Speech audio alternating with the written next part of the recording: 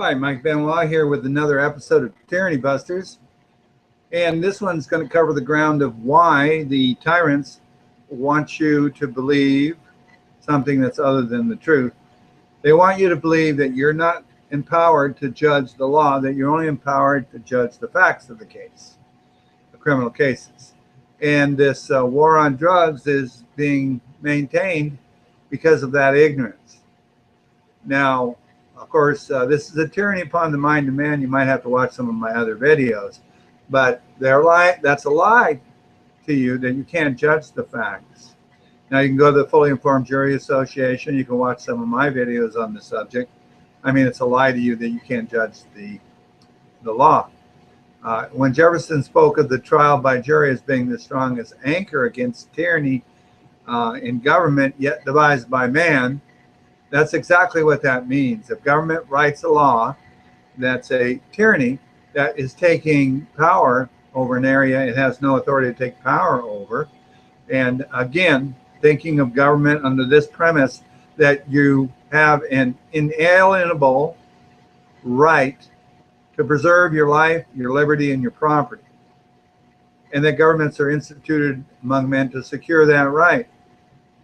So if a government writes a law that violates your right to life, liberty, and property, or your right to preserve your life, liberty, and property, then that law would be a tyranny. And if the jury is to have the power to overturn tyranny in government or be an anchor against tyranny in government, but of course, the jury has the power to judge the law.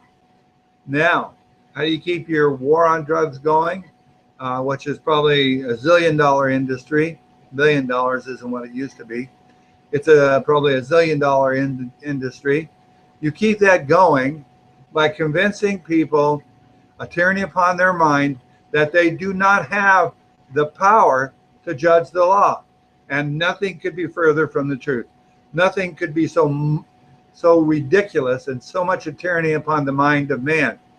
That's how they keep this abomination going, where people are violating, you're sitting on a jury, you're violating someone's right to preserve their life, liberty, and property for no crime.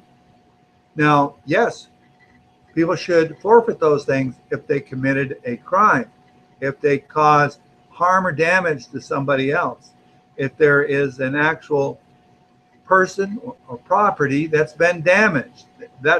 Those are crimes, and they should certainly be prosecuted, and people will lose their liberty and sometimes their life, I guess, if the crime is serious enough, for violating the crime, for violating someone else, but not for engaging in consensual activity.